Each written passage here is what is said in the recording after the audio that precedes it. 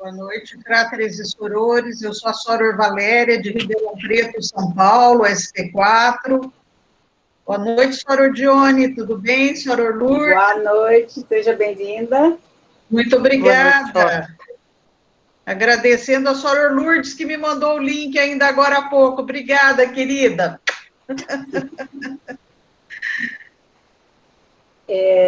Eu vou começar a fazer uns avisos aqui legais e para a gente dar início já à nossa atividade de hoje.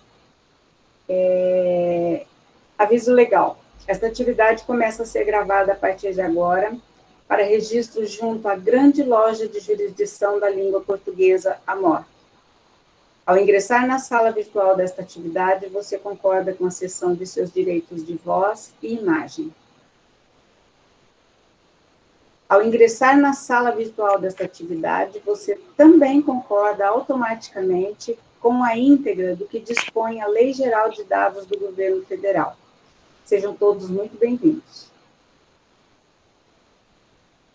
Cada conteúdo, fala ou expressão divulgados neste evento não representam a palavra oficial da MORF, salvo quando indicado neste sentido, e representam apenas a palavra e o pensamento dos próprios autores e são de sua inteira responsabilidade.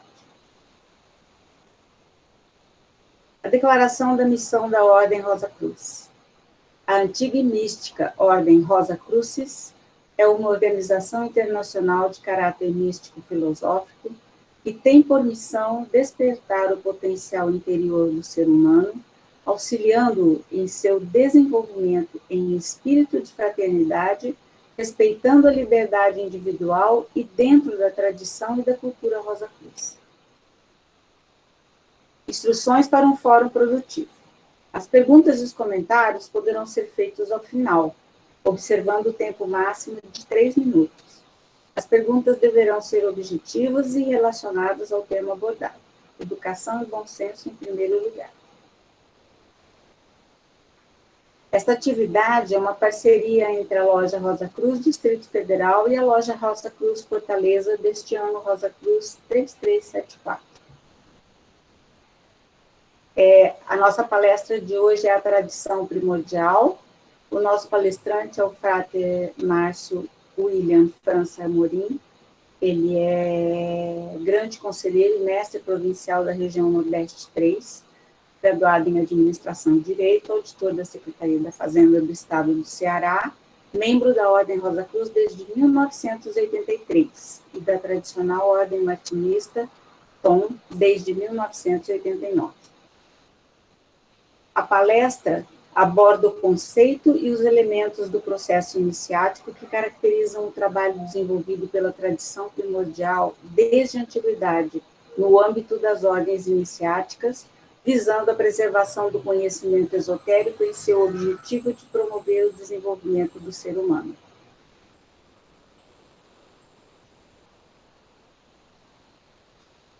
Eu queria dar as boas-vindas a todos e gostaria, eu vou passar a palavra para o Frater Valgleilson, que é o mestre da Loja Fortaleza, e depois eu vou passar para o Frater Cleomar, só para dar as boas-vindas para todos os participantes.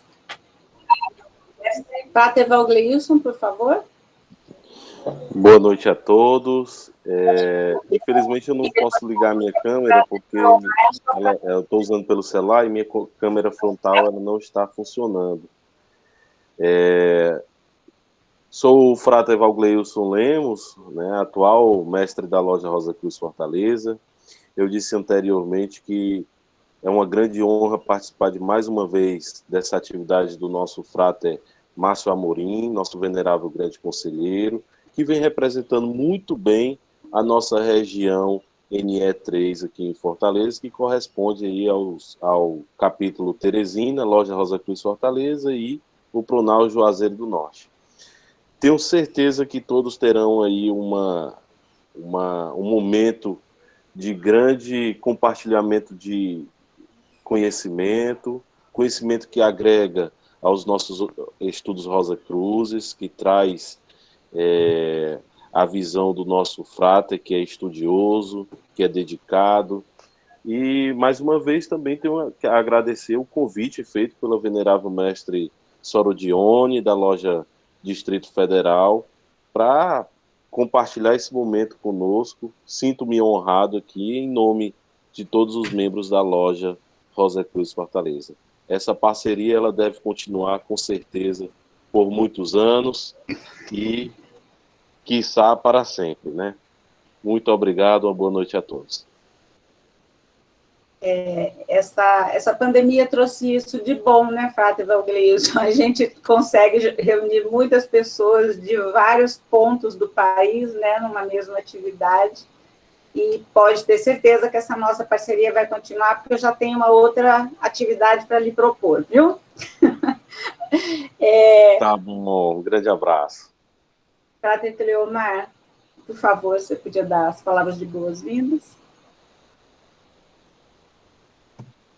Muito boa noite a todos.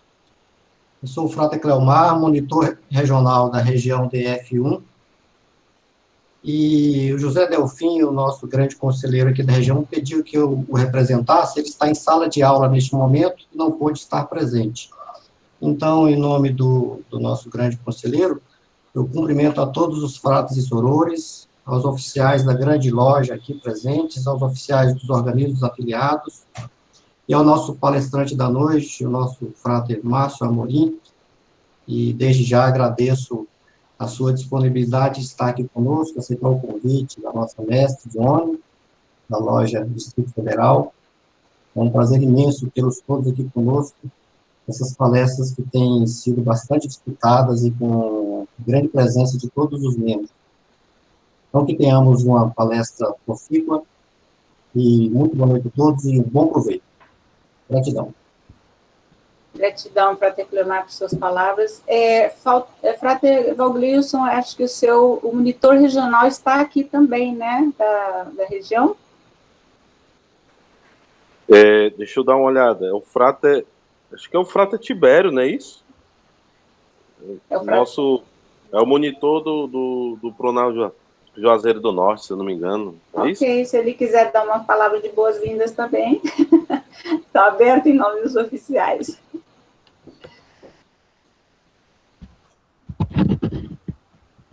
Boa noite a todos. Boa noite. Boa noite a todos. Né? Só externar sempre o prazer em escutar as palavras do nosso grande conselheiro, né? Eu sou muito suspeito, eu gosto muito do trabalho que ele desempenha. Eu já assisti essa palestra e corroboro com a fala inicial do Frater Valgleilson, que ele falou no começo, né? É muito, muito boa esse ponto de vista que ele tem para nos apresentar. Apenas agradecer pela oportunidade, viu? E desejar um bom estudo a todo mundo. Eu paz profunda a todos. Gratidão por suas palavras, Frater Tibério. Frater Márcio, acho que já podemos começar. Sim, com certeza. Obrigado, Sorodione. Primeiramente, gostaria de dizer boa noite a todos, a quem não falei ainda. É um prazer enorme estar aqui neste evento virtual da loja Distrito Federal. Não conheço ainda, mas com certeza eu farei uma visita assim que seja possível.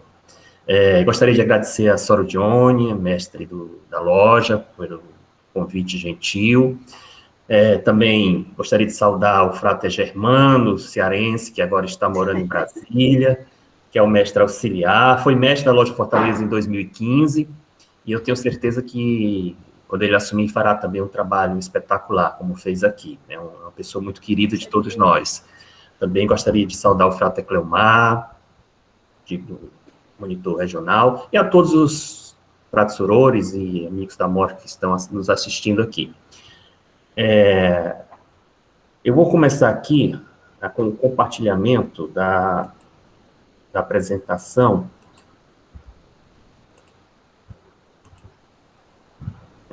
Creio que está aparecendo aí para todos, né?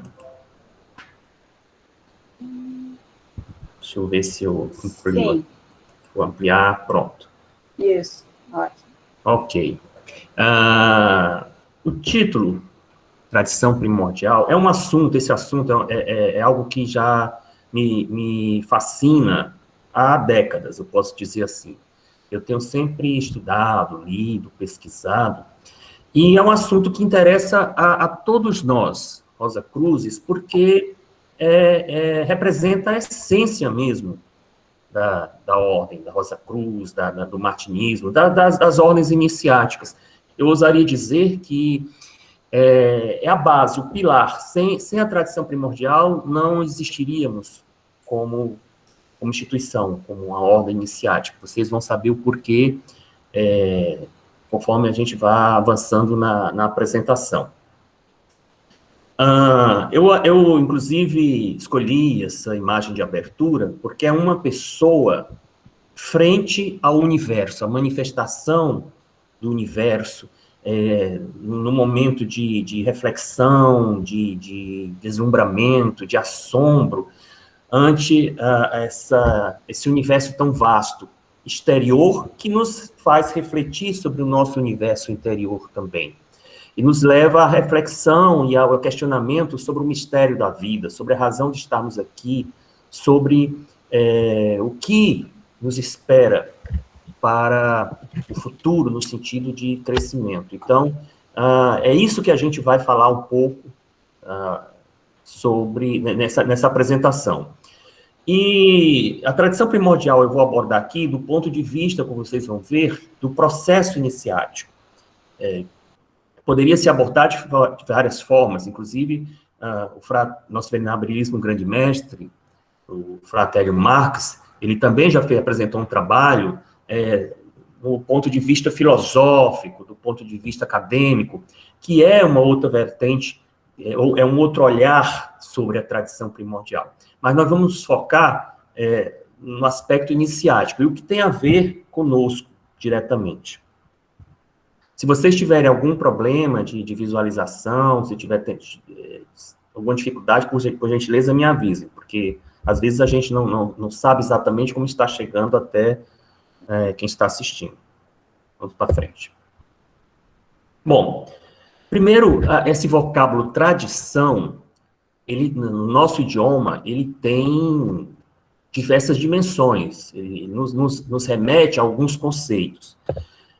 Basicamente, a gente pode ligá-lo à dimensão de uma transmissão, ou seja, o ato de transmitir ou entregar alguma coisa, né? Também nos remete à memória, à recordação, a tradição, ele tem esses vários sentidos na nossa cultura.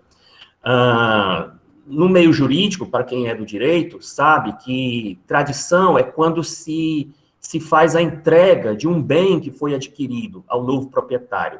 Vem do latim traditio, né? No sentido dessa entrega, dessa entrega desse bem para o novo proprietário, transferência da propriedade.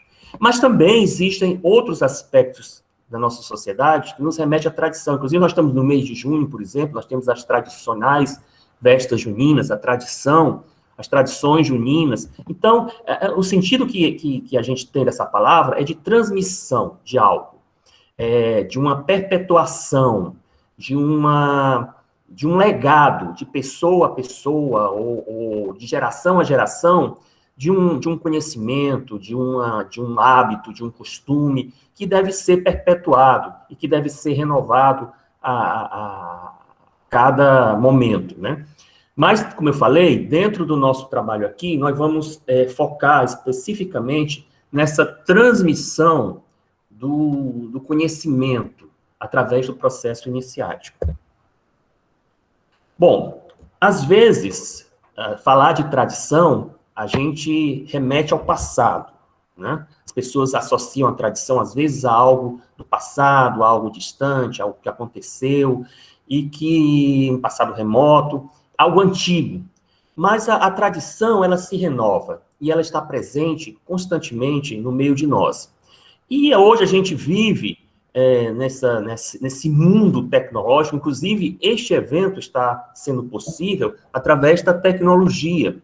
Então, essa tecnologia, ela é uma ferramenta. E nós estamos no que a gente chama de era da informação. a um livro muito interessante, do Alvin Toffler, um escritor americano. Esse livro foi publicado em 1980. Ele era um estudioso que fazia prospecção sobre o que poderia acontecer a partir de determinados fenômenos que estavam ocorrendo naquele momento. E ele, nesse livro, um livro que ele escreveu, A Terceira Onda, ele fala que o ser humano, ele teve, no seu processo de crescimento, de avanço, 3 grandes ondas. Ocorreram 3 grandes ondas na humanidade. A primeira onda foi há 10 mil anos atrás, que foi a Revolução Agrícola. Foi quando o ser humano, ele deixou de ser nômade, deixou de ser aquele coletor de frutas, de sementes, mudando de lugar para lugar, conforme a disponibilidade de caça, de pesca, enfim. Ele ficou assentado em um determinado local, e aí começou a desenvolver a agricultura e a pecuária, daí o nome Revolução Agrícola. E foi a partir daí, dessa criação dessas aldeias, dessas cidades, que surgiram as grandes civilizações. E começou o processo civilizatório, como a gente conheceu através da história. A segunda grande onda, segundo Alvin Toffler, ocorreu há 300 anos atrás, ou seja, de 10 mil anos passou para 300 anos. Ou seja, para chegar nessa segunda onda, levou-se quase 10 mil anos. E ele denominou essa segunda onda de Revolução Industrial. Como disse, há 300 anos. E aí, o que antes, a riqueza, o que era considerado importante, era a posse da terra, a posse de um rebanho para criar, enfim, as riquezas representavam esses aspectos rurais. A partir da Revolução Industrial, isso mudou. A riqueza passou a ser representada pela indústria, pelo comércio, pelos meios de circulação econômica, e adquiriu um novo formato. E a terceira onda, que ele fala, que é o título do livro, é a que nós estamos vivendo agora, que é a era da informação, que surgiu, que se acelerou a partir da segunda metade do século XX, depois da Segunda Grande Guerra. Esta terceira onda, a era da informação, ela é caracterizada exatamente pelo surgimento das novas tecnologias, pela popularização da internet e de todas as suas aplicações, né? Então, nós estamos vivendo este momento. E isto não é bom nem ruim. A tecnologia, ela é uma ferramenta, ela é algo que nós utilizamos, e que depende da pessoa que está utilizando aquilo, se ela aplica de uma forma positiva ou negativa. O que nós temos que avaliar é exatamente como nós estamos usando essa tecnologia, o que é realmente válido, o que é realmente produtivo para nós, para o nosso crescimento. E na internet a gente encontra de tudo, desde as informações extremamente úteis e necessárias, como também muita desinformação. Então, é a nossa análise, a nossa capacidade de análise, de avaliação, que vai fazer com que a gente possa utilizar essa tecnologia nesta sociedade da informação de forma positiva, como nós estamos fazendo agora. E aí, uma coisa que também deveria ter dito no início, é que nós vamos, ao longo dessa apresentação, nós vamos ser guiados pelo pensamento, pela palavra de algumas celebridades, historiadores, poetas, filósofos, alguns Rosa Cruzes também, pessoas que falaram algo, escreveram algo que tem a ver com o que nós estamos falando. Então, o primeiro aqui que eu trago aqui é exatamente Arnold Toynbee, historiador inglês. Ele falou o seguinte: vivemos a civilização do conhecimento, mas não da sabedoria. A sabedoria é o conhecimento temperado pelo juízo. Então, olha aí como é importante. É o primeiro elemento que a gente traz para reflexão.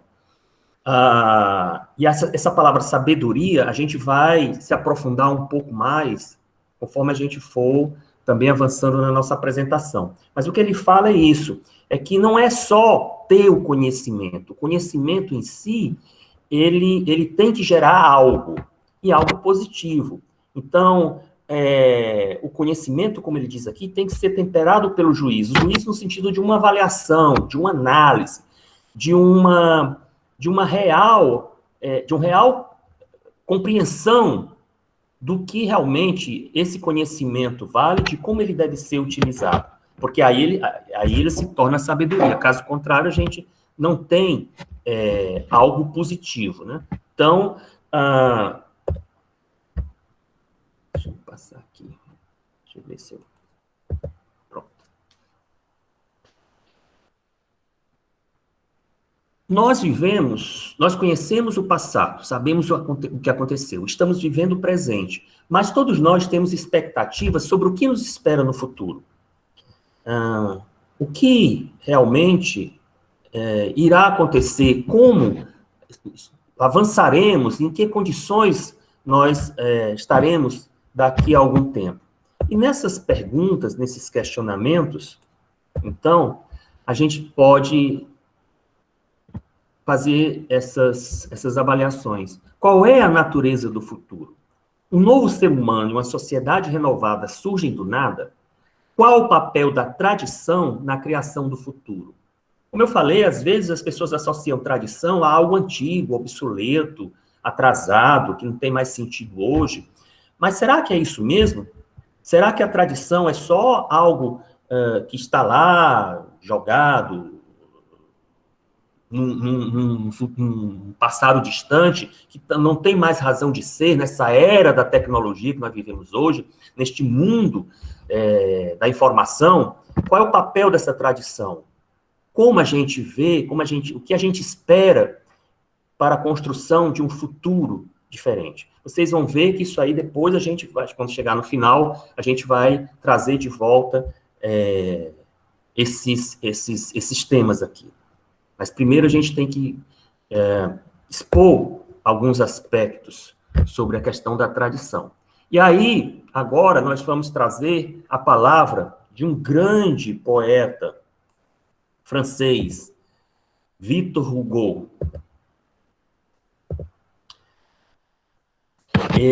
Num poema chamado Função do Poeta, ele fala, isso aqui é só um trecho do poema que é muito grande, ele diz assim: é ele que, malgrado os espinhos, a inveja e a derrisão, caminha curvado para as vossas ruínas, recolhendo a tradição. Da tradição fecunda sai tudo que cobre o mundo, tudo que o céu pode abençoar. Toda ideia, humana ou divina, que toma o passado por raiz, tem por folhagem por vir. Então, neste poema do Victor Hugo, a gente vê o sentido, ele nos mostra aqui o sentido do poeta, a função do poeta, e o seu papel na tradição.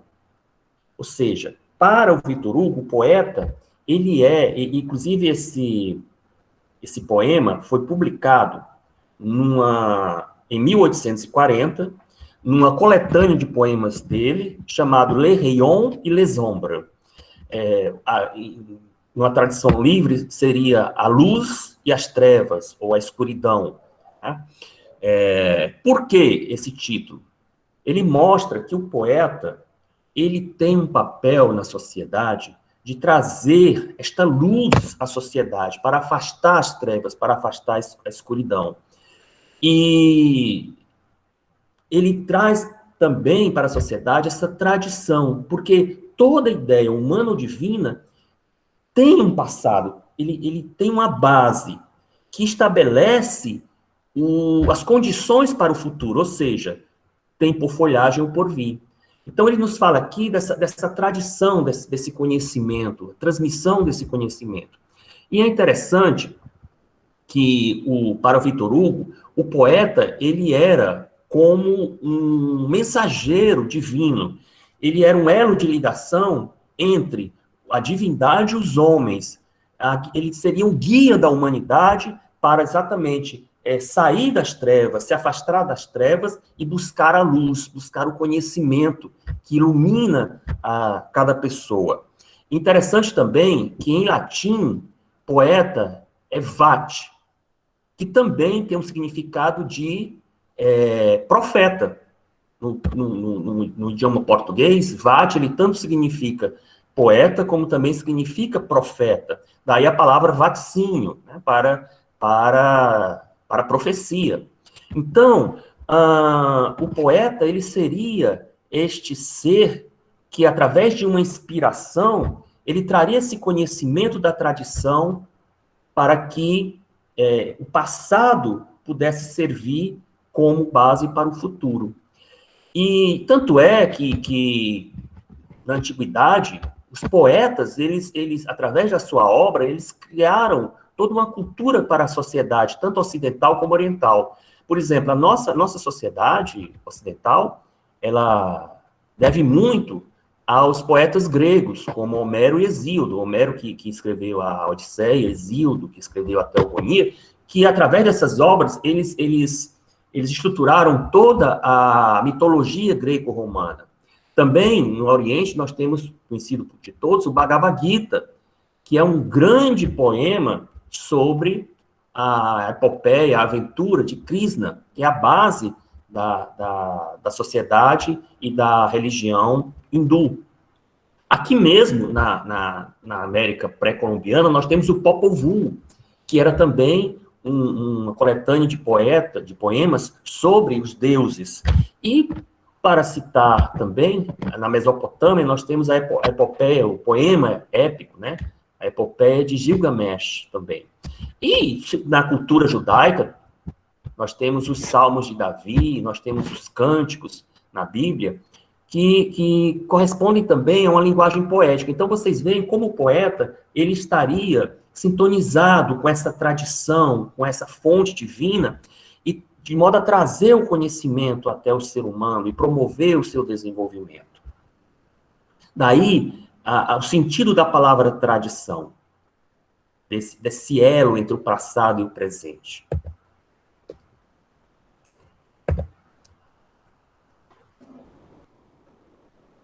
Bom, nós costumamos dizer, é conhecido no meio Rosa Cruz, que a MORC é uma ordem iniciática tradicional. O que significaria isso?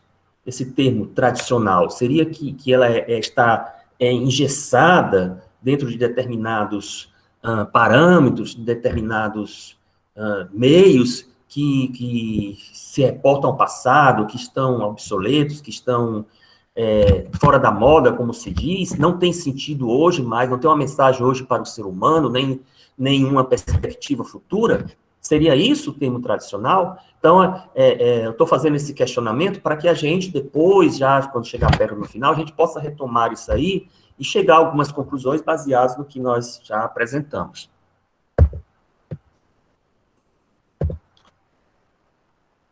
Bom, um outro aspecto que explica o conceito de tradição, a gente pode usar a Cabala, ou Cabalá, como alguns desejam, que em sua tradução, também livre, significaria tradição recebida. O que é a Cabala? O objetivo aqui não é falar sobre Cabala, nem se aprofundar. Nós estamos apenas usando alguns conceitos para a gente poder estabelecer realmente essa noção da tradição e da importância dela no processo iniciático.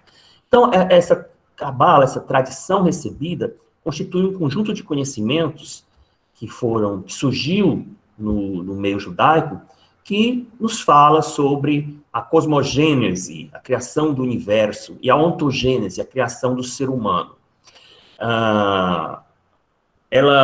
Inclusive, um dos seus principais diagramas, a gente está colocando aqui, é exatamente a árvore sefirótica, ou árvore da vida, que, neste aspecto aqui, ela tem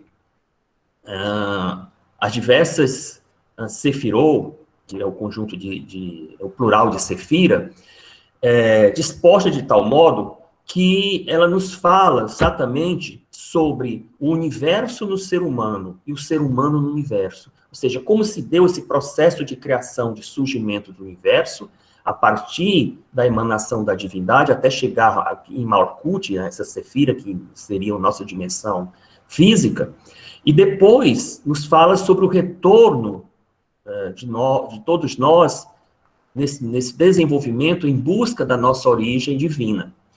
E a representação que a gente usa, figurativa, é de uma árvore só que invertida. As raízes estão para cima. E essas raízes que alimentam, que dão vida, que sustentam esta árvore, elas estão ocultas no que a gente chama dos 3 véus da negatividade, né? Da não existência, que é Ain, o nada, Ein Sof, o ilimitado, Ein Sof, a luz ilimitada. O que isso nos fala?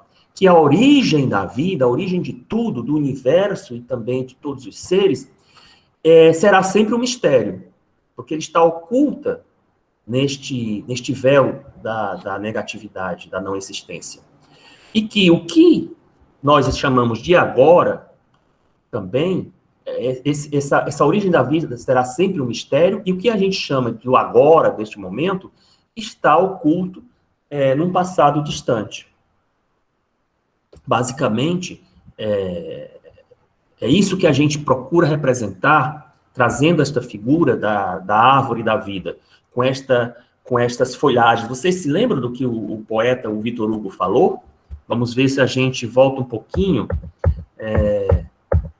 Exatamente, olha o que ele tinha falado aqui. Toda ideia humana ou divina que toma o passado por raiz, tem por folhagem por vir. Olha aí como as ideias, os conceitos vão se agregando, vão se juntando. Então, exatamente, a árvore da vida, ela é esta representação da tradição recebida, aquilo que veio de uma fonte divina e que se manifestou, está se manifestando em nós. E aí nós chegamos a uma primeira conclusão.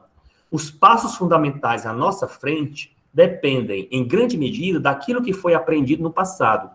Ou seja, as coisas não vêm do nada. Inclusive, todos nós que somos Rosa Cruz e conhecemos o aspecto ritualístico em nossos organismos afiliados, principalmente lojas e capítulos, nós temos uma fala que traduz isso de uma forma bem clara. O nada não pode dar origem a alguma coisa. Então, existe uma origem, às vezes, que está lá distante, oculta, mas que ela se manifesta agora entre nós. Então, o que ocorrerá no futuro depende, em grande parte, como está aqui, do que foi aprendido, do que foi buscado, do que foi passado para nós. Então, essa tradição, ela se constitui, no que a gente falou no começo, na transmissão do conhecimento esotérico, que está presente nas mais variadas culturas. Nós temos aqui o termo conhecido por todos, Sofia Perennis, sabedoria perene. Nós temos entre os hindus o termo Sanatana Dharma, a eterna lei. No meio judaico, nós temos a Shekinah, o Shekinah, que é a manifestação da sabedoria divina, da presença divina entre nós. E entre os árabes, na cultura muçulmana, nós temos a expressão al-hikmah al-khalida, ou seja, a eterna sabedoria. Inclusive, eu tive a curiosidade de perguntar ao Mustafa, que é o nosso, quando a gente viaja para o Egito, é o nosso guia, que nos mostra lá todo aquele conhecimento do Egito antigo. Eu não falei nada para ele, eu só mandei esse termo. Eu já sabia que era a eterna sabedoria, mas eu queria, às vezes a gente pesquisa, lê um livro, mas às vezes não pode achar que não foi traduzido corretamente aquilo. Aí eu mandei um WhatsApp para o Mustafa e perguntei, Mustafa, o que é exatamente al-hikmah al-khalida? Ele mandou exatamente isso que eu estou falando aqui, a eterna sabedoria. Então, vocês veem que essa questão daquela sabedoria que eu comecei a falar no começo, vocês se lembram? Sobre que a sabedoria é o conhecimento temperado pelo juízo. Então, esta sabedoria, ela está presente em todas as culturas. Ela é transmitida de geração a geração, de uma forma que a gente vai ver daqui a pouco, como é que esse processo como é que esse processo é conduzido. Mas o importante é que essa tradição, que vem, como foi falado aqui, de um passado distante, que as suas raízes estão no passado distante, chegaram até nós sob as mais variadas denominações, mas ela está presente, sim, e ela é transmitida através do processo iniciático. Os fundamentos do esoterismo, então, estariam baseados em 2 pilares, a gente poderia dizer. Uma tradição primordial, e o outro seria a experiência mística.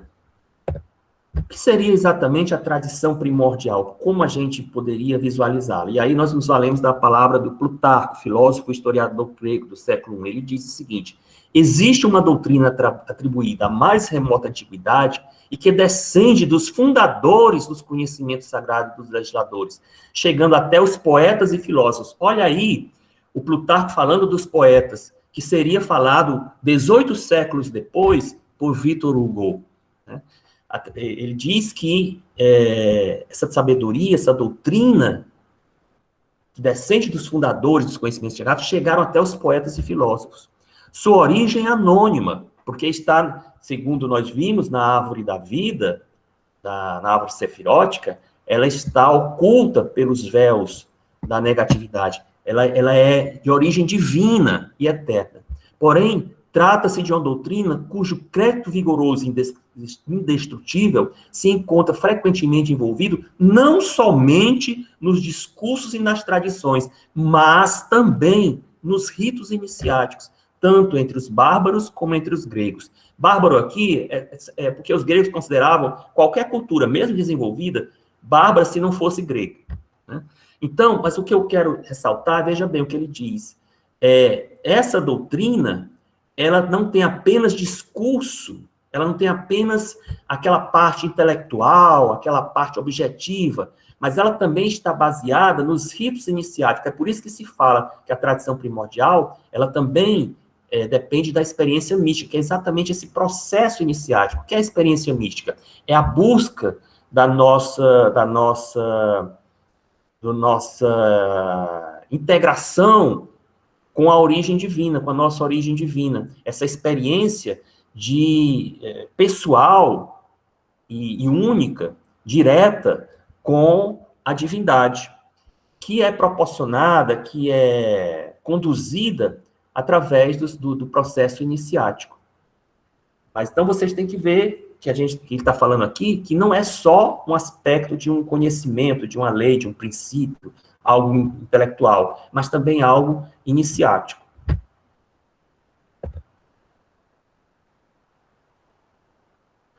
Sendo assim, nessa senda iniciática, a transmissão da tradição esotérica pressupõe a iniciação. Ou seja, o processo iniciático, ele é o que a gente chamaria, que alguns consideram, uma educação iniciática, de modo a que a pessoa aprenda ou reaprenda a como contactar, entrar em contato com o sagrado. Isso aí é muito explicado pelo escritor alemão Rudolf Otto, nos seus trabalhos sobre o sagrado. Então, é necessário essa iniciação, é necessário esse processo iniciático para que essa tradição esotérica seja transmitida e a pessoa seja devidamente preparada para obter aquele conhecimento disponibilizado pela tradição primordial. Então, falando sobre esse processo iniciático, nós vamos aqui nos valer da palavra de Huineng, que foi um patriarca do Zen budismo. Ele diz o seguinte: depois de um tempo imemorial, a regra de um Buda tem sido a de transmitir ao seu sucessor a quinta essência do Dharma, da lei, da mesma maneira que um patriarca transmite a outro de espírito a espírito, o ensinamento esotérico. Então, nós estamos vendo aqui uma tradição que é transmitida, como ele fala aqui, de espírito a espírito, de pessoa a pessoa, e desde um tempo imemorial, mais uma vez, estamos aqui falando de um patriarca oriental, da mesma forma que falou um filósofo ocidental. Então, vocês estão vendo que existe uma memória, uma consciência de que existe esse conhecimento tradicional, que remete a um tempo imemorial e que sempre tem que ser transmitido de espírito a espírito, através da iniciação. Então, nós chegamos aqui à segunda conclusão. A tradição não é composta apenas de pensamentos e técnicas, mas também, sobretudo, de seres vivos que constituem a sua origem e por meio das quais se perpetua. Como foi falado anteriormente, é uma doutrina que não é apenas composta de um aspecto objetivo, de leis e princípios, mas, sobretudo, de uma comunidade de espíritos, ou seja, de uma egrégora, que quando eu falo espíritos aqui é de seres, eu não estou falando exatamente de pessoas desencarnadas, de personalidades, almas desencarnadas, estou falando de uma comunidade que constitui a sua origem e por meio das quais perpetua. É através das pessoas, através desse processo iniciático, de espírito a espírito, como falou aqui o Ineng, que esse processo é perpetuado. Então, nesse processo iniciático, nós temos o que a gente chama de método iniciático.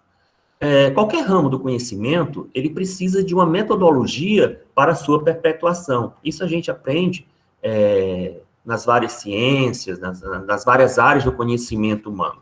Que todo processo, todo conhecimento, ele tem uma metodologia para a sua transmissão. E um método, cada método, ele tem uma dimensão, um sentido que é passado para que a pessoa compreenda exatamente aquilo que está sendo transmitido. No caso aqui do método iniciático, nós temos 4 dimensões que compõem esse método iniciático. A primeira dimensão a gente chamaria de dimensão mística. O que quer dizer dimensão mística? É a experiência e a vivência do contato direto com o ser. Aquilo que a gente falou, que é um dos pilares do processo iniciático, não é isso? Além da tradição primordial. Nós temos também a dimensão gnóstica. O que é essa dimensão? É a compreensão dessa experiência mística. Não é só ter essa vivência, esse contato direto com o ser, mas é preciso que seja esse contato, essa vivência, seja compreendido para que ele possa ser assimilado. A terceira dimensão seria a dimensão mágica. Mágica aqui não é no sentido de sortilégios, a magia aqui não é no sentido de sortilégios, de encantamentos, não. É a questão da prática do que aprendeu e vivenciou. Não é só vivenciar, não é só experienciar e não é só compreender. É aplicar aquilo que a pessoa vivenciou e aprendeu. E a quarta e última dimensão desse método iniciático seria a dimensão filosófica. O que é isso? É a estruturação e transmissão do conhecimento. É aquele corpo filosófico, corpo de filosofia, aquele conjunto filosófico que é estruturado exatamente para que seja transmitido esse conhecimento para a compreensão das pessoas. Ou seja, a tradição iniciática, então, seria composta de misticismo, gnose, magia e filosofia. Essas dimensões seriam as dimensões dessa metodologia iniciática. Gnose aqui no sentido do conhecimento, misticismo no sentido dessa experiência com o divino, magia no sentido da prática e filosofia no sentido da transmissão, da estruturação de um conhecimento em termos objetivos, intelectuais, para a transmissão desse conjunto de práticas e de leis e princípios. Então, nós chegamos aqui à terceira conclusão. Essas 4 dimensões permitem o surgimento e perpetuação das tradições iniciáticas. É necessário para que uma verdadeira ordem iniciática, autêntica ordem iniciática, ela desenvolva todas essas dimensões, e não é separadamente, não, é em conjunto, em harmonia, ao mesmo tempo. Ao mesmo tempo que nós estamos, por exemplo, na Ordem Rosa Cruz, recebendo as nossas monografias, que seria a dimensão filosófica, a transmissão estruturada desse conhecimento para lermos as monografias, nós também estamos fazendo exercícios de harmonização para esse contato com o nosso eu interior e o ser divino. E estamos procurando compreender todo esse processo e aplicar esse processo através do serviço, através das nossas práticas Rosa Cruzes. Então, essas dimensões, elas têm que estar presentes no processo iniciático, como está presente no rosacrucianismo, no martinismo e em outras instituições autênticas, mas de uma forma integrada e conjunta. Caso contrário, nós teríamos uma deturpação dessa metodologia, dessa tradição. Então, resumindo, recordando aqui, a tradição, em primeiro lugar, é a primeira conclusão que nós tivemos, ela tem origem na tradição primordial, esse processo iniciático, né? Em segundo lugar, é formada por uma doutrina e também por seres vivos. E, em terceiro lugar, ela é composta de 4 dimensões, que fazem com que a sua metodologia de transmissão.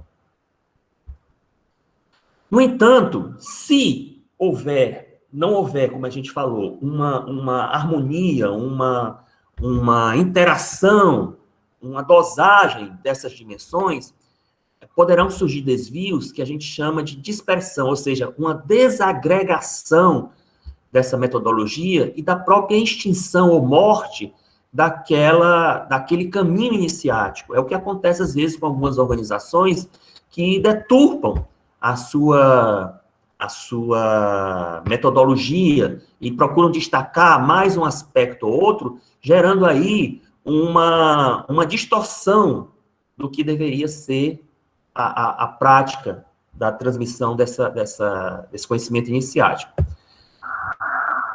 Então, a primeira dispersão redundaria no fanatismo, um segundo aspecto redundaria na feitiçaria, um terceiro no conhecimento histérico e na alienação.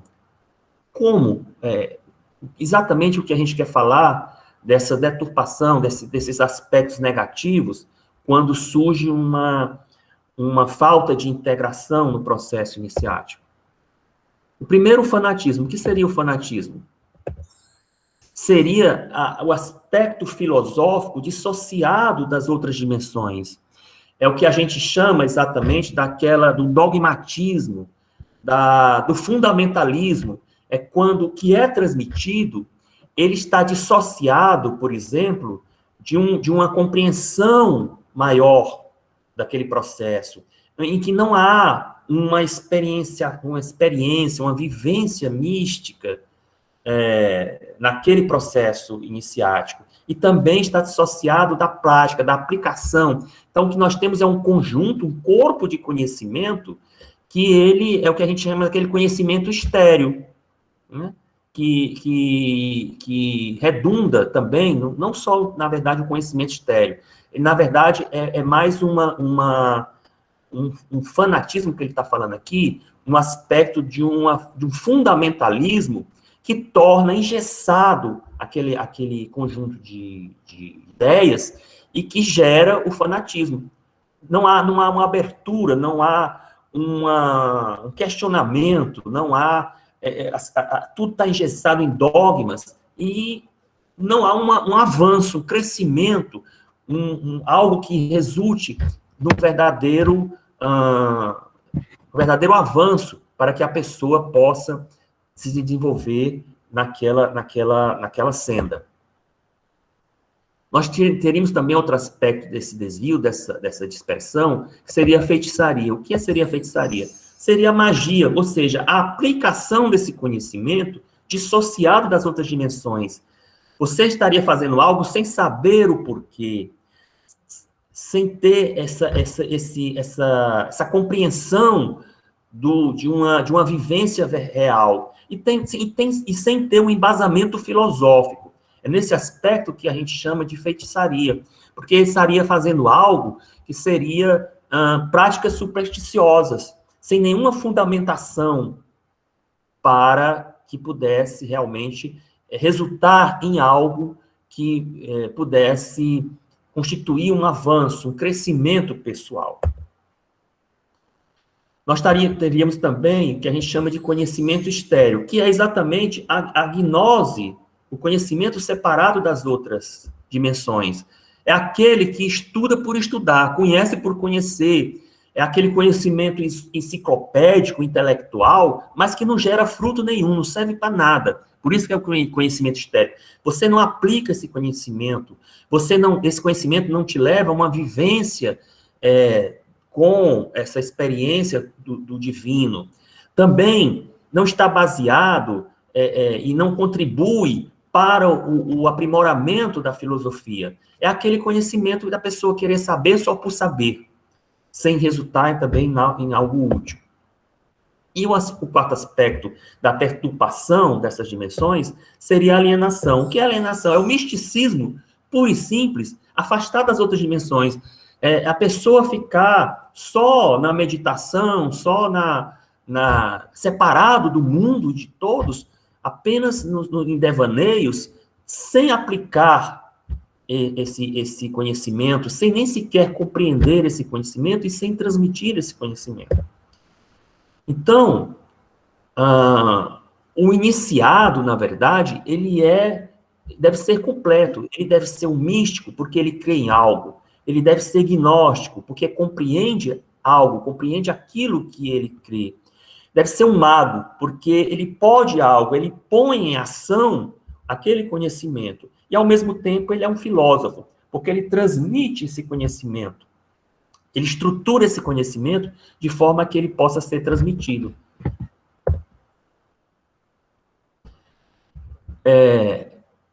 De tal modo que a gente chega a essa afirmação do Carl Jung, psicanalista, que todos conhecem muito bem, austríaco. Ele diz o seguinte: o problema do mundo começa com o indivíduo. Problema aqui não é sentido de algo ruim, não. É no sentido do questionamento, do conhecimento, da busca do saber, da problematização. Ou seja, através dessa busca que o indivíduo faz. Se lembra quando a gente começou naquela primeira imagem, o ser humano diante do universo, buscando respostas aos seus questionamentos, aos seus problemas? Então, é exatamente isso. Porque é neste momento em que a gente começa a questionar, começa a buscar o conhecimento, é que a gente começa a conhecer o mundo e conhecer a si mesmo. Por isso que ele falou isso, o problema do mundo começa com o indivíduo. Então, como a gente viu, a tradição, ela é também formada não apenas de uma doutrina, mas de pessoas, de seres humanos, de seres que fazem com que esse conhecimento seja perpetuado. Disse mais o Jung: cada um de nós tem a sabedoria e o conhecimento que necessita em seu próprio interior. Olha aqui o que Jung está falando, que é o que a ordem sempre nos fala: buscar o nosso mestre interior, através de um processo iniciático, conduzido de forma segura, porque isso é importante, não é de qualquer jeito. É por isso que existe aquela metodologia com aquelas dimensões. É preciso que seja aplicada uma metodologia adequada para que a pessoa não incorra no erro de seguir de uma forma atabalhoada, porque senão vai resultar naquela deturpação que nós vimos. Inclusive, existe uma máxima que diz: quem é mestre de si mesmo tem um louco por mestre. Né? Você precisa de um processo, de uma metodologia, porque é algo que, feito de forma errada, pode ter consequências negativas. Mas o que eu destaquei aqui é que o Jung falou exatamente aquilo que a gente já vem falando: sabedoria e conhecimento. Né? Veja o que o Toynbee tinha dito, né? Que a sabedoria é o conhecimento temperado pelo juízo.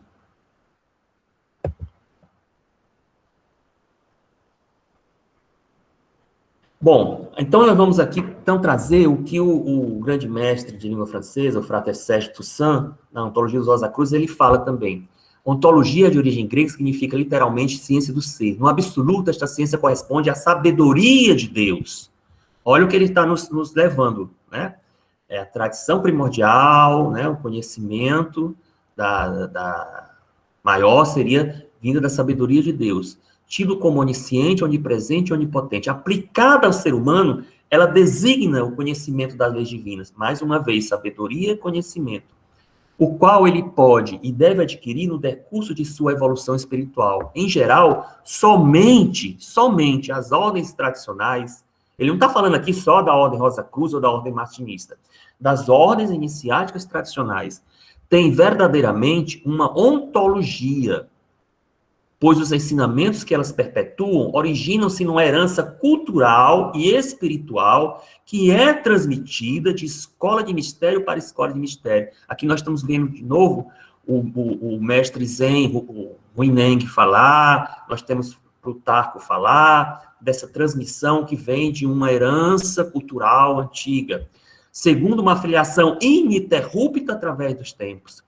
Quanto às religiões, estas estão antes fundamentadas numa teologia, ou seja, na transmissão de crenças baseada na interpretação de seus textos sagrados. Então, ele faz aqui uma distinção entre ontologia e teologia.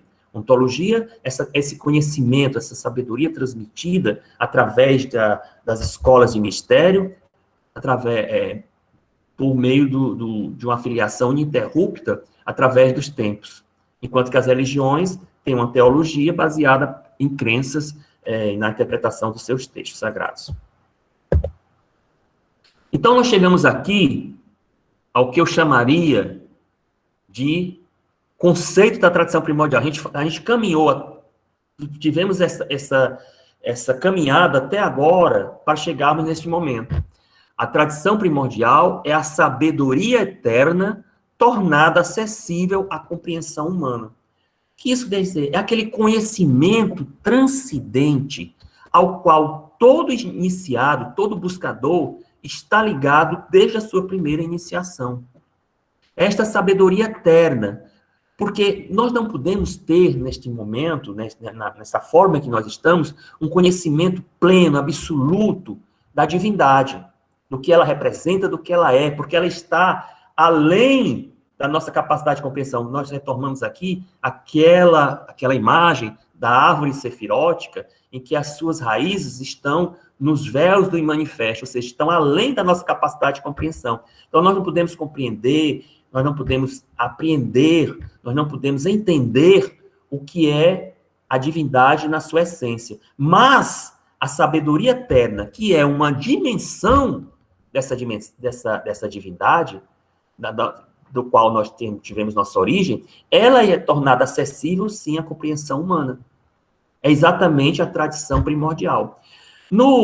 Nem todos, eu sei que estão aqui, são martinistas, mas no martinismo, nós empregamos uma fórmula de saudação que diz o seguinte, que a eterna luz da sabedoria divina nos ilumine sempre. Geralmente, ao final dos manuscritos que são transmitidos no martinismo, tem essa frase, que a eterna luz da sabedoria divina nos ilumine sempre. O que é essa eterna luz da sabedoria divina? É exatamente a tradição primordial. Bom, então, como foi dito, embora a gente não tenha acesso, neste momento, nas condições em que nós estamos agora, a essa essência, ao ser divino, na sua plena manifestação, mas nós podemos nos harmonizar com a sabedoria eterna, que é uma das suas dimensões, que é a sua manifestação, como a gente viu no Sanatana Dharma, do Arhikma Arcálida, da Shekinah, quando essa sabedoria está presente entre nós, e nós podemos nos harmonizar. É para isso que nós somos preparados através do processo iniciático, para nós chegarmos a este momento. Mas como isto surgiu? No universo, alguns tiveram originalmente acesso à tradição primordial, sendo denominados superiores desconhecidos. Eles são os guardiões da sua preservação e transmissão, ou seja, alguns seres, originalmente, naquele passado de que falam os poetas distantes, tiveram contato, em primeiro lugar, com esta tradição primordial, com esta sabedoria divina.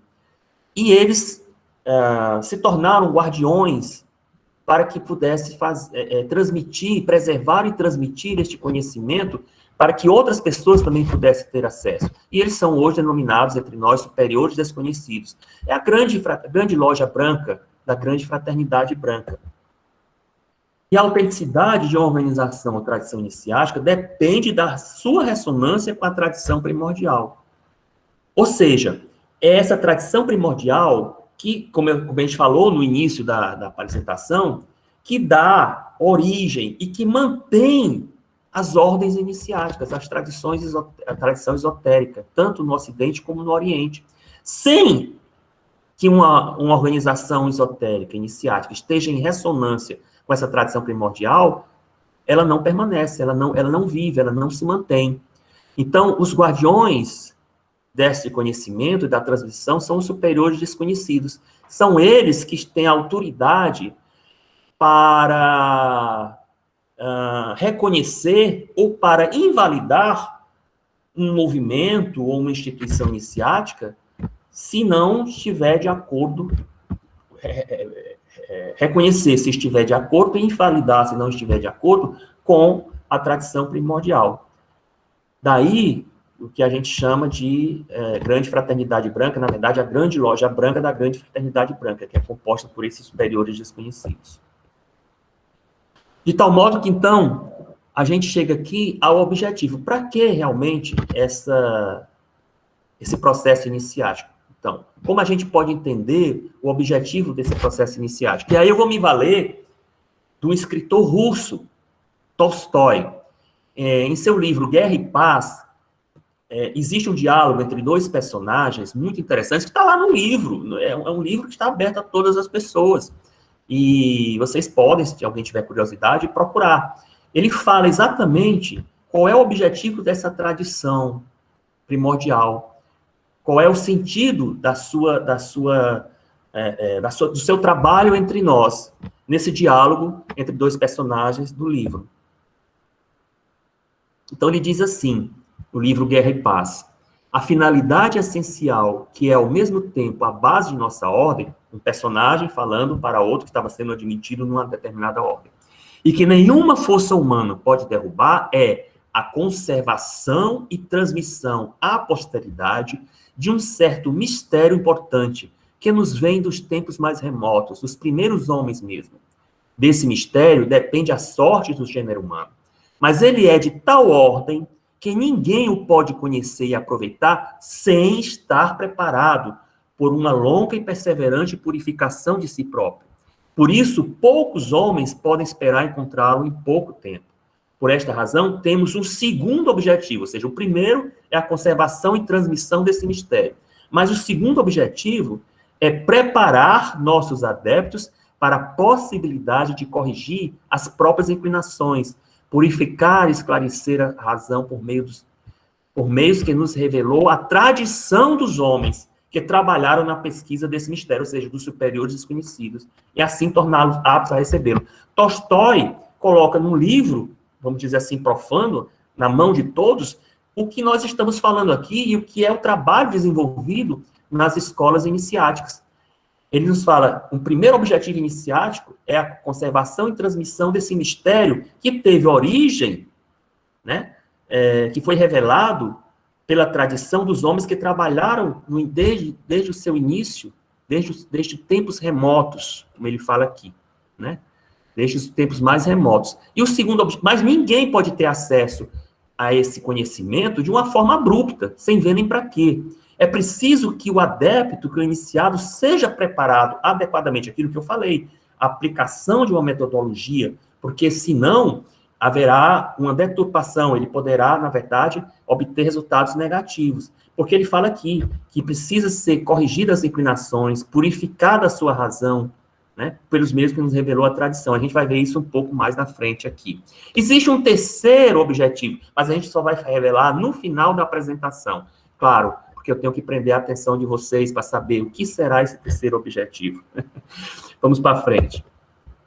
Então, nós trazemos mais uma vez a palavra do Jung aqui. Olha o que ele disse. Como é interessante isso aqui. A tarefa do homem é conscientizar-se dos conteúdos que pressionam para cima, vindos do inconsciente. Ou seja, ele precisa que a gente tenha acesso aos nossos conteúdos do nosso mais profundos. Ele não deve permanecer idêntico aos elementos inconscientes de seu ser, assim se esquivando a seu destino, que é o de criar cada vez mais consciência.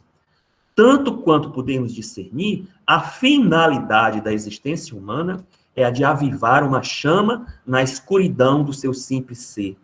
Primeiro que tudo, Jung está nos falando aqui, nada mais, nada menos do que o objetivo da nossa vida, que é a criação da consciência. Mas o que é a criação da consciência para ele? É o acesso aos nossos elementos inconscientes, é a união do nosso eu interior com o nosso eu exterior, para que a gente se torne completo, para que a gente una esses opostos, para que a gente possa harmonizar exatamente o nosso ser nas nossas dualidades.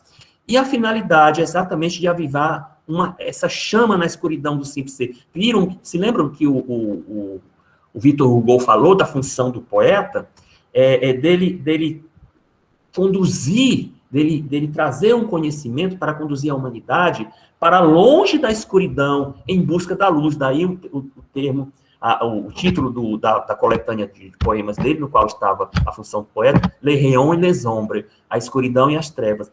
Então, ele atribuiu aos poetas essa função de um vate, de um profeta, de um emissário divino, que é o que hoje a gente poderia atribuir às próprias organizações iniciáticas, no sentido de serem os condutores, as condutoras do processo iniciático que vão nos afastar das trevas em busca da luz. De modo a gente criar cada vez mais consciência, a gente ampliar a nossa consciência. E aí a gente chega agora exatamente à resposta daquela pergunta que foi feita. O que representa a Ordem Rosa Cruz hoje?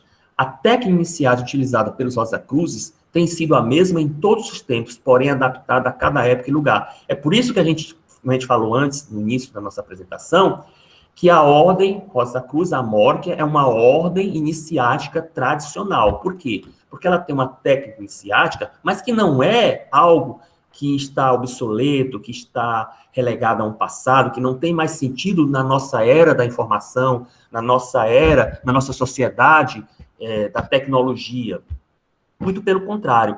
Essa técnica iniciática é exatamente aquele conjunto dos conhecimentos arcanos iniciáticos que são transmitidos aos buscadores para que eles desenvolvam a sua consciência, como falou Jung, de modo a que possa se expressar em toda a sua plenitude. Porém, essa técnica ela é adaptada ao tempo e ao lugar, como nós temos exatamente avançado na nossa operacionalidade. Veja que o nosso ex-imperator, imperator emérito Frater Harvey Specelius, ele transformou os ensinamentos no sistema de monografia que nós temos hoje, que é enviado a cada um, aquilo que só era transmitido no âmbito fechado dos templos, em um ritual, agora chega até as pessoas também. Mas esses conhecimentos, eles também precisam de aspecto ritualístico, que também foi adaptado para os nossos organismos afiliados, lojas, capítulos e Pronaoi, de acordo com a nossa cultura, nossa forma de ser. Então, o que antes era feito, como vocês estão vendo aqui, num templo egípcio, no início da formação das escolas de mistério, hoje está avançado, mas a técnica é a mesma, a metodologia, aquela metodologia que nós falamos, em que existe a dimensão mística, a dimensão do conhecimento da gnose, a dimensão da prática, da magia, e a transmissão deste conhecimento de uma forma estruturada, isso é feito hoje, de uma forma diferente, porém mantendo a sua pureza, mantendo a sua essência.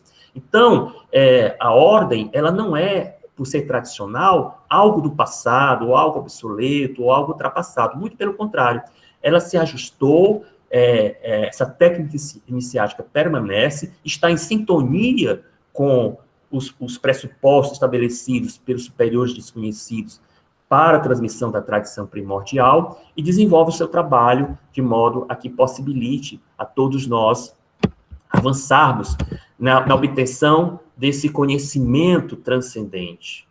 Exatamente como a gente falou antes, é aquele conhecimento transcendente ao qual cada buscador está unido a partir da sua primeira iniciação.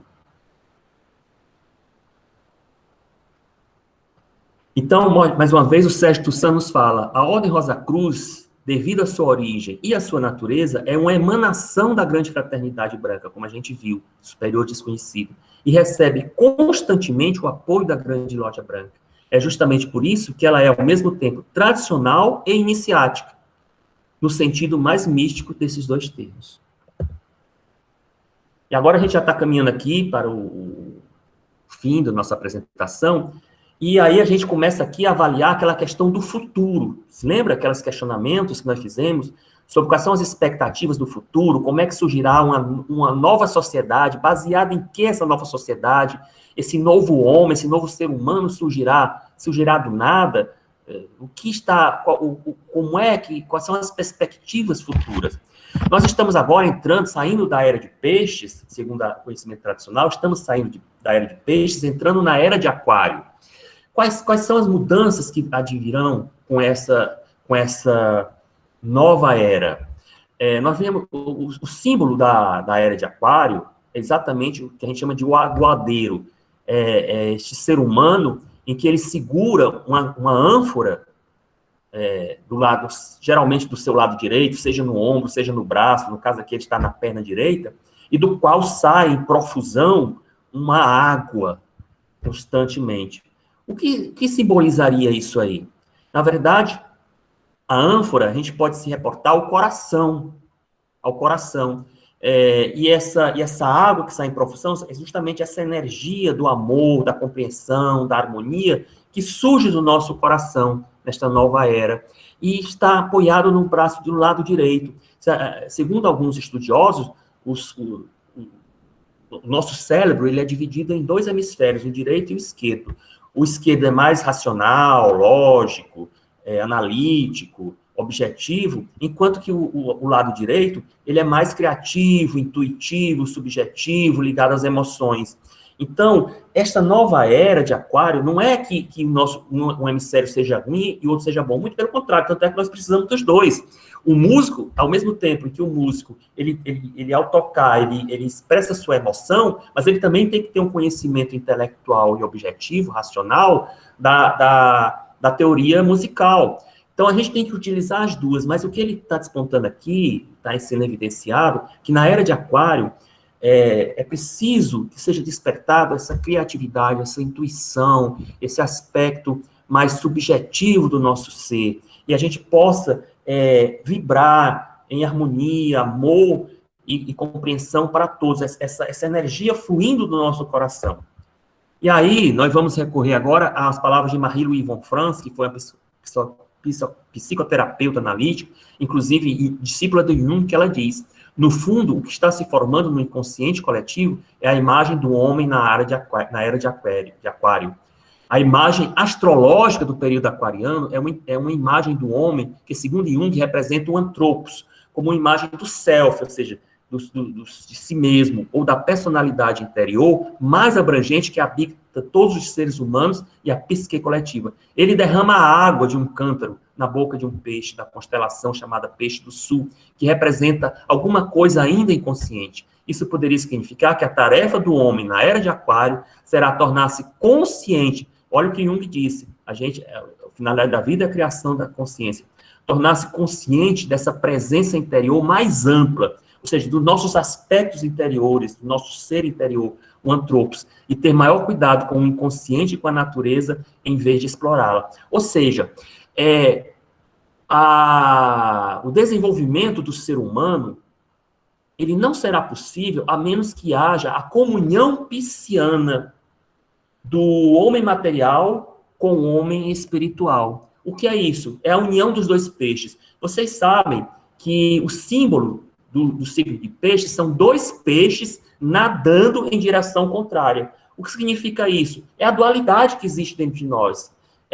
a escuridão e as trevas, a ignorância e a sabedoria, enfim, todo aquele processo que está dentro de nós, que representa a nossa dualidade, e que isso não tem que ser eliminado, muito pelo contrário, o que tem que ser nós temos que atingir a harmonização dos opostos, para que a gente possa ter um equacionamento construtivo deste eu interior com o eu exterior, deste eu material com o eu imaterial, para que a gente possa criar esta consciência ampla que nos fala o Jung, através desse processo iniciático. Aqui nós trazemos, então, as palavras da Sora Maria Moura, que foi grande mestre da nossa jurisdição de língua portuguesa. Ela diz: pouco importa que o indivíduo pertença a este ou aquele partido, a esta ou aquela religião, se ele não souber pensar e continuar agindo da mesma forma. Que adianta inventar novas divisões e agrupamentos, atrás dos quais estão os mesmos interesses, deixando o homem sempre no mesmo nível evolutivo, para continuar de formas diferentes, fazendo a mesma coisa? O que ela diz aqui é que esta mudança não virá de fatores externos. Esta mudança virá através da transformação interior de cada um de nós, de a criação de uma nova ética, para que a gente faça a diferença, e também para que a gente faça algo diferente, saia do que a gente vinha fazendo, e a gente possa transformar, primeiro se transformar, e para que a gente possa transformar o mundo. E aqui, então, nós já estamos chegando ao final da nossa apresentação, nós voltaremos a responder aquelas perguntas, daquele futuro, da expectativa. O que é que nos espera no futuro? Na verdade, a gente tem que ter um posicionamento de otimismo, porque o ser humano, ele sempre conseguiu superar os obstáculos, vencer as dificuldades, se adaptar às mais diversas condições em que vivia. Nós temos aí pessoas vivendo em temperaturas extremas no Polo Norte, também no deserto, em grandes altitudes, ou em outras situações em que eles procuram se adaptar. E isso é uma metáfora para a nossa vida. Nós estamos, por exemplo, agora passando por um período de dificuldade enorme com essa situação pandêmica, mas a gente consegue superar isso, a gente consegue vencer esse obstáculo a partir do conhecimento e da prática daquilo que nós aprendemos nesse processo iniciático. Peter Drucker, que foi o chamado pai da administração moderna, um teórico da área de administração, ele disse o seguinte: a melhor maneira de prever o futuro é criá-lo. Olha aí o que nos fala alguém que, até onde eu sei, não era místico, não pertencia a nenhuma, pelo menos a um processo, dentro de um processo iniciático, mas ele falou algo que está presente na nossa tradição esotérica iniciática Rosa Cruz. A criação mental. Ou seja, a melhor maneira de prever o futuro é criá-lo, claro. É estabelecer as bases, conhecendo o passado, como a gente falou, a gente pode estabelecer as bases para o futuro e trabalhar para, de forma positiva, alcançar esse futuro. Eu creio que nós devemos, como iniciados que somos, na qualidade de iniciados que somos, nós devemos agir devemos ser agentes transformadores da sociedade, através desse processo que nós passamos, que nós estamos vivenciando no âmbito das organizações iniciáticas, através desse crescimento pessoal, a gente pode alcançar aquela harmonização com a sabedoria divina que irá nos inspirar. E, ao mesmo tempo, nós podemos trabalhar de forma a direcionar as energias criativas do cósmico para que a gente possa alcançar, no seno da nossa sociedade, os avanços sociais, políticos, econômicos, espirituais, em todas as áreas, para que a gente possa, através da aplicação desse conhecimento, transmutar as condições em que vivemos e fazer com que, em sintonia com os princípios estabelecidos pela tradição primordial, a gente possa avançar e transmutar, primeiro a nós, porque não adianta a gente querer mudar o mundo sem primeiro se mudar a si mesmo, se conhecer, e depois agir para, no nosso meio, no meio que a gente vive, para que a gente possa alcançar este avanço desta perspectiva futura. É aqui que, então, entra a terceiro objetivo iniciático que o Tolstói falou no livro Guerra e Paz. Purificando e corrigindo nossos adeptos, procuramos ainda, em terceiro lugar, corrigir toda a humanidade, dando-lhe, por nossos adeptos, o exemplo de piedade e da virtude, e tratamos, assim, de lutar com todas as nossas forças contra o mal que reina no mundo. Esse mal que reina no mundo é exatamente as adversidades, as injustiças, as desigualdades, e também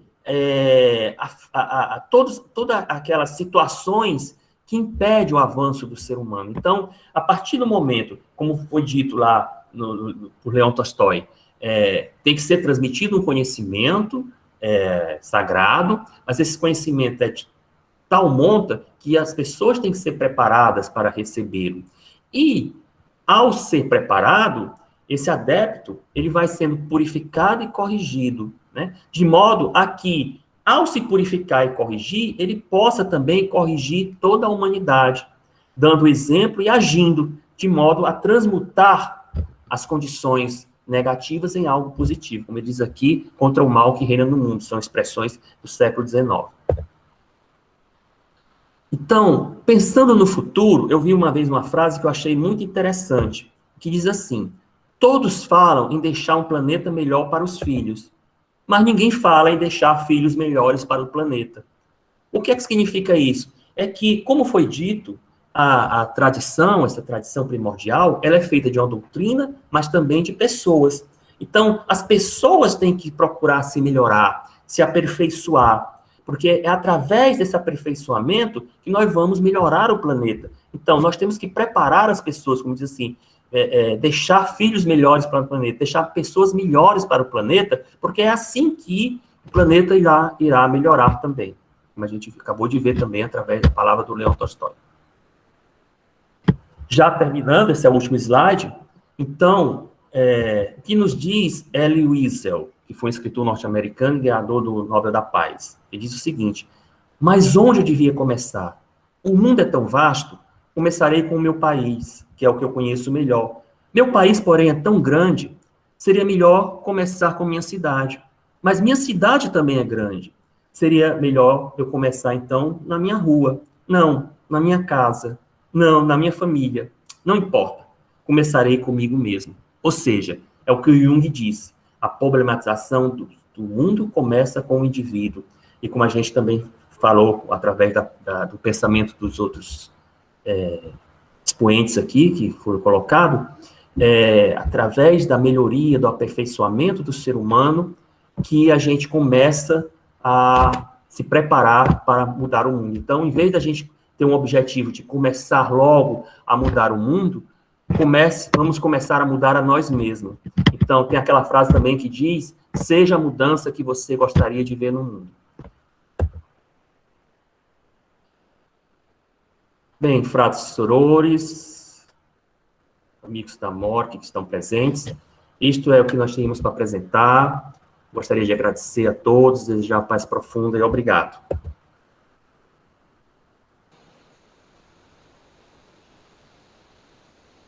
Nós é que agradecemos por essa brilhante exposição, eu adorei.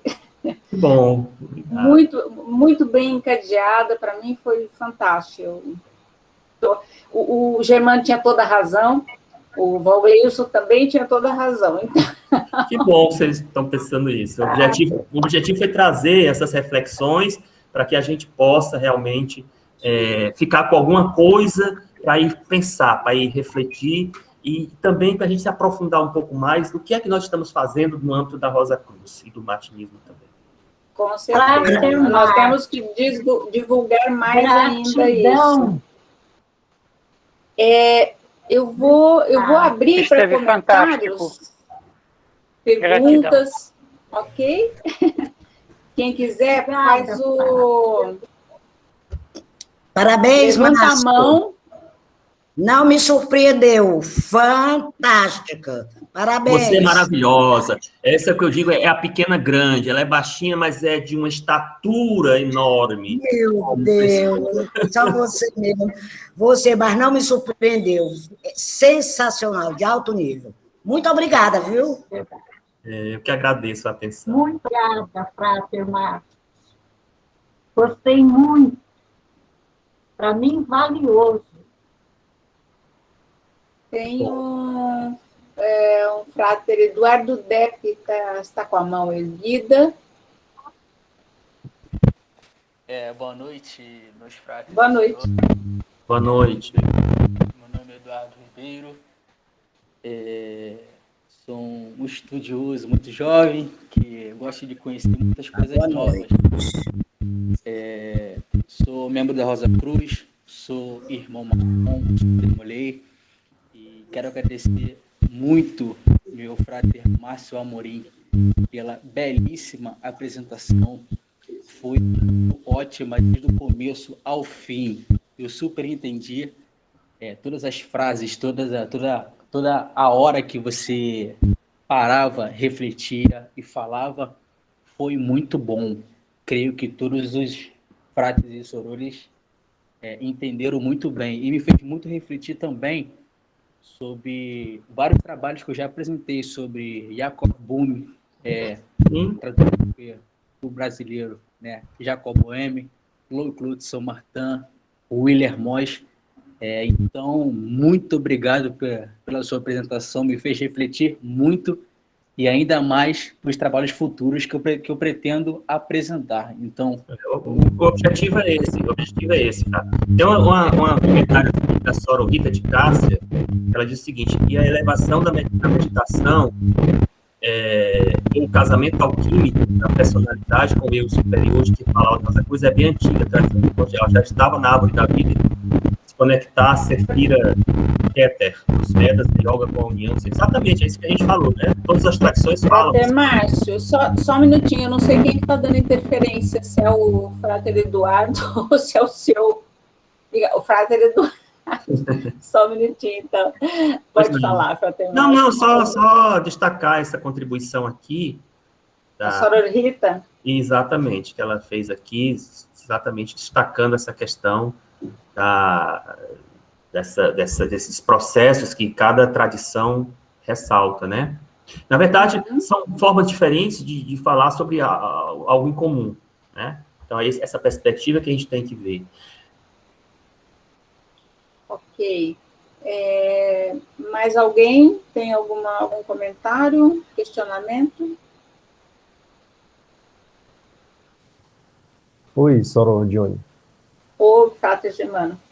Na verdade, eu não tenho um questionamento, eu só quero agradecer ao Frater Márcio William por ter dedicado uma parte do seu tempo, que eu sei que é tão disputado, né? O Frater Márcio William é um estudioso, é um verdadeiro soldado da Ordem Rosa Cruz. Quando eu o conheci lá pelos idos de 94, ele já era um grande estudioso, muito dedicado à Ordem. E eu só tenho a agradecer a ele e ao Frater Valgleiso também por ter topado essa parceria. Obrigado, Frater. Márcio, Frater Valgleiso. Eu que agradeço, Germano. Depois a gente conversa. Tá bom. Eu, quando comecei a fazer o meu plano... Está ouvindo minha voz? Estamos ouvindo, Sra. Isabel. Estamos sim, Sra. Isabel, pode falar. Frater Márcio, o senhor, na verdade, digno, Frater, o senhor veio bater de encontro. Nós que já temos 15 anos, a gente sabe que essa tradição é a essência dos nossos estudos, das nossas buscas, e o senhor fez esse trabalho magnífico de fazer essa harmonização de conhecimento, trazendo para nós todas essas riquezas que muitas delas a gente ouve falar, mas não tinha concretização tão perfeita quanto o senhor apresentou. Gostei muito. Tradição é o que bate de encontro àquele que se diz Rosa Cruz, aquele que está buscando a senda e que está dentro de alguma organização mística e que possui a filosofia básica, né? A sua elevação, que é o que nós pretendemos, é buscar dentro de nós, com os exemplos fora de nós, porque é analisando, discernindo e separando os conhecimentos e agregando aquilo que nos é interessante, é que a gente pode elevar e alcançar essa grande iniciação, esse conhecimento interior. E eu admiro, parabenizo o Frater pela palestra. Muito obrigada e paz profunda, meu irmão. Paz profunda, eu que agradeço. Todos nós estamos nesse mesmo caminho, né, Soro? É isso. O importante é caminhar, ir para frente, procurar cada vez mais temos esta consciência do nosso trabalho e da importância dele. É isso, é verdade. Com certeza. Obrigada por estar entre nós, né, Sra. Dione? Foi uma riqueza, né, Sra. Dione, trazer um conhecimento assim para pertinho de nós. Isso é muito bom. E o Frater Germano também, e todos esses que hoje participam conosco. Eu sou de Anápolis, Goiás, não sei de entrar no chat e colocar meu nome, colocar coisa, mas eu estou dentro e querendo sempre participar. É muito bom estar com vocês. O importante é participar. Participando já é metade da história. Esse aí é o que eu mais gosto, digo. Ela é sempre muito bem-vinda, a Soror. Obrigada. É a nossa poetisa, Frater Márcio. Tá, é poeta, tá vendo a questão aí? A questão dessa sintonia, o que é o poeta? Ele tem a inspiração para criar aquela obra e transmitir aquele conhecimento, que é uma forma de iluminar as pessoas, né? De trazer essa mensagem inspirada até as pessoas. É porque a poesia, ela vem do coração. E a essência do conhecimento místico é o que vem do coração. Se aquilo que a gente busca falar, se vem do coração, não importa se tem rimas alternadas ou não, mas a gente deixa falar o coração, que é muito importante. E vai ressoar no coração de outra pessoa também. É isso. Obrigada, Frater. Tem o Frater Bedran, está com a mão levantada. Frater Bedran, por favor. Fratres e sorores, paz profunda. Frater Márcio Amorim, que grande prazer. Foi uma alegria ver a maneira muito oportuna que o Frater conseguiu harmonizar na sua palestra a linha de condução, inserindo Jung, e depois uma surpresa muito grata para o administrador aqui, ver Peter Drucker. Peter Drucker foi um grande pensador que até nonagenário, quando Deus o chamou, ele ainda era um consultor requisitadíssimo por causa da sua tremenda lucidez e capacidade de observação. Eu sou fascinado, ainda que um rascunho de aprendiz da obra de Jung, que eu comecei a me harmonizar há muito pouco tempo mesmo, porque não consta que ele tenha sido, eu costumo falar brincando, na encarnação como Jung, membro de alguma escola esotérica, mas é surpreendente o que ele escreve sobre o esoterismo verdadeiro, porque os seus experimentos sob a égide do método científico sempre apontaram para a certeza da existência da alma. E eu queria concluir pedindo ao Frater que fizesse um breve comentário sobre um tema que, apesar de não ser do escopo da sua palestra, mas que tem relação com a tradição por ser tradicional, e que às vezes não é assim inserido, porque justamente não há muito fundamento na história formal. Mas parece que cada vez mais se aponta para uma Atlântida efetivamente existente fora do mito. Platão é muito admirado há centenas de anos, mas parece que quando fala de Atlântida, essa admiração cai um pouquinho, né? O que é muito conveniente. E o nosso glossário, que é uma obra acessível a qualquer pessoa, lhes fala que a Atlântida é tida por muitos místicos como o berço da tradição primordial. Eu gostaria de ouvi-lo um pouquinho sobre isso, claro que dentro do escopo da palestra, se possível. Acho que seria enriquecedor para os nossos irmãos. tema, ele é muito controverso, né? Porque, para alguns, é uma realidade, é um tema que realmente é concreto, que existiu Atlântida, que existiu uma civilização e que deu origem ao que a gente chamaria de tradição primordial. Não existem provas físicas objetivas disso aí, mas o tempo irá nos falar, né? Eu acho que a gente tem que estar aberto às informações, ao conhecimento. A tradição da Ordem Rosa Cruz, dentro da Ordem Rosa Cruz, é dito, é falado, não apenas nas monografias, mas em rituais, sobre a origem desse conhecimento na Atlântida. E, como a gente disse, os historiadores, os filósofos, os poetas antigos, eles tiveram acesso a um conhecimento que remonta a um passado distante, né? A origem dos tempos. Então, o Platão, ele coletou essa informação e inseriu na sua obra.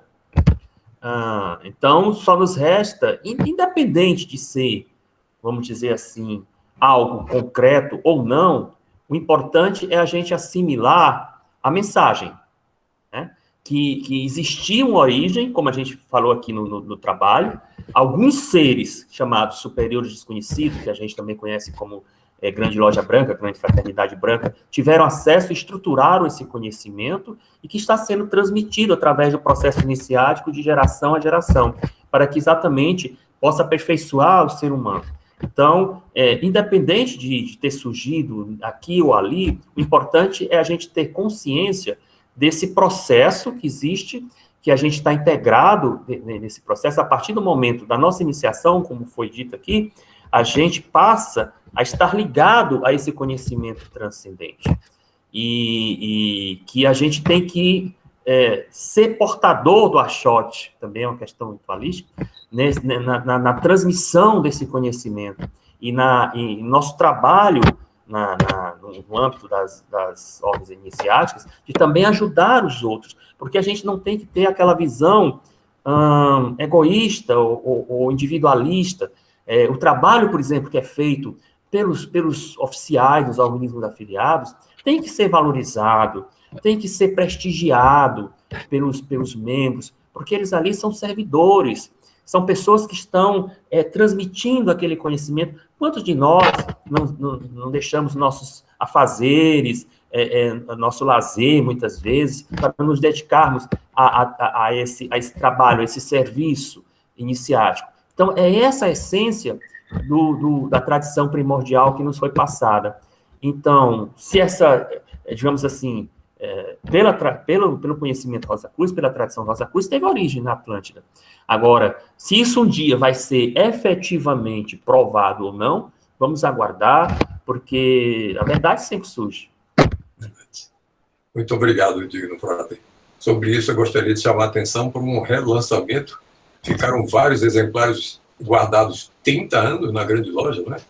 Parece que agora liberaram as mansões secretas da Rosa Cruz. Da Rosa Cruz. E eu recebi agora o meu exemplar novinho, e ele ainda tem uma espécie de apêndice que é chamado O Império Perdido, sobre o tema que o nosso frater Amorim acabou de discorrer, sobre a tradição da Atlântida, escrito em 1969. E prometo, para quem ainda não leu, vai surpreender todo estudante Rosa Cruz dedicado. Muito obrigado. É uma obra muito bacana. Eu agradeço. É uma obra muito bacana do nosso Raimundo Bernard, né? Pai do Cristo Bernard. E é uma leitura deliciosa e esclarecedora. Realmente vale a pena.